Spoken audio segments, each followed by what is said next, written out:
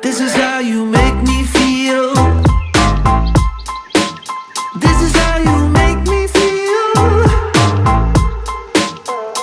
Oh, good, oh, great sunshine. Oh, baby, this is how you make me feel. And I feel good.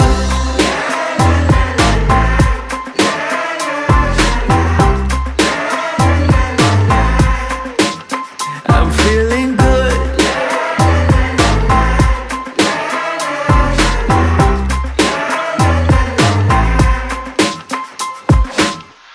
I woke up today with a smile on my face.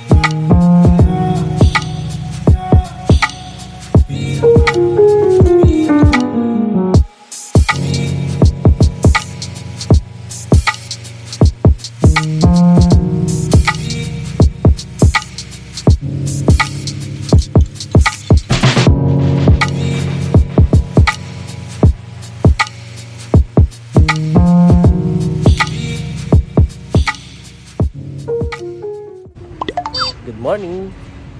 Hello mga kabeheros, it's our day 3 here in Hanoi, Vietnam. At nakapag-check out na nga kami. Ito kami ngayon sa way ng sa may lake kasi pupunta kami sa may Tom's Cafe. Kasi doon yung kitaan ng sleeper bus papuntang Sapa. Yes, ngayong araw po kasi ay lilipat na kami from Hanoi to Sapa. Kaya samahan nyo kami sa aming journey sa sleeper bus. Let's go! Yung sleeper bus namin, nakuha namin siya, nabili namin siya sa Klook. Kaya kung kayo ay bibili ng mga ticket, sa Klook na lang kayo bumili para advance at saka may discount pa. So ngayon tatawid na naman tayo.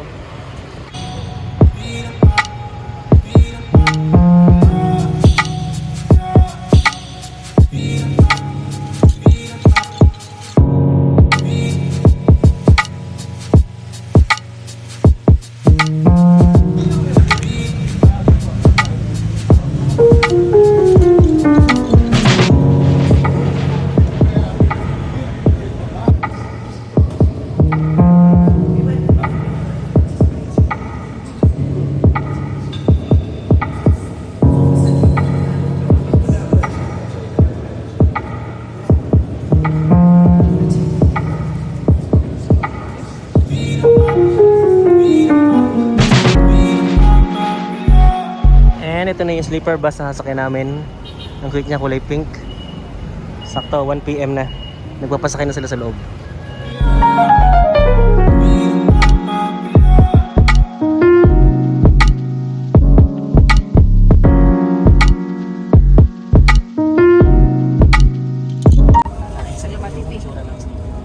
Ang dalawahan siya.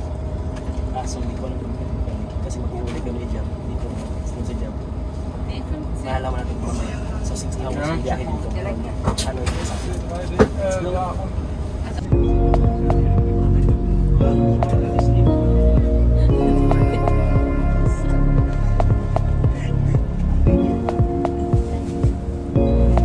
Dito ko sa pinakauna sa taas.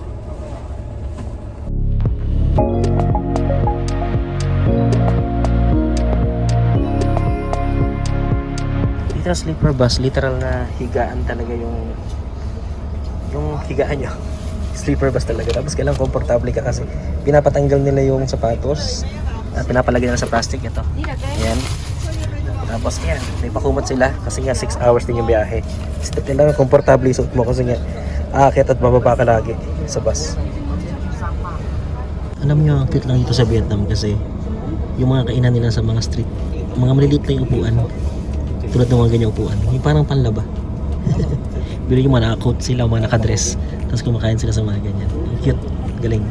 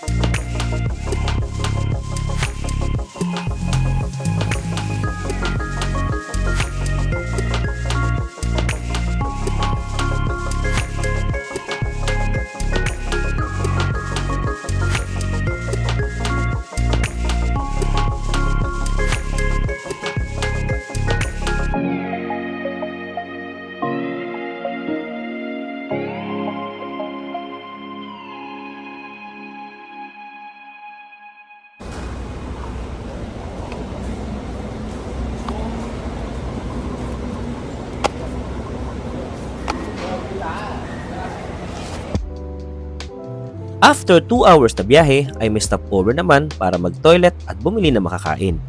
Hindi na din kailangan bitbitin palabas ng bus ang mga sapatos dahil may provided naman ng mga tsinelas sa tapat ng pinto ng bus kapag bababa.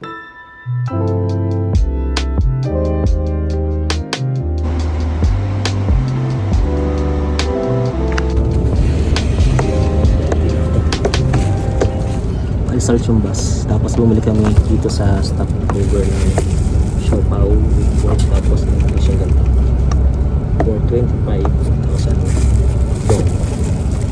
Port to. Yan natin port. Port nga siya. Ayan. Port to. Tama sa sweet. Ito naman. Okay mga kaberos, after 2 hours nag-bus stop na naman dito sa lugar na to. So para umihi. Ewan ko lang nga siguro kung walang tao lang sa CR pero libre dito kasi walang katao sa CR siguro. Pero baka may bayad pero ewan ko lang. At least nakalibre kami. Tapos ito, medyo malapit na kami sa Sapa. Ilang oras na lang. So 5 na. 2 hours na lang darating na kami sa Sapa. Tapos ilang oras na lang din malapit na kami sa boundary, border ng Vietnam at saka China, yung Heku ata yun. Nasa malapit na rin. So, ibig sabihin, malapit tayo sa Sapa.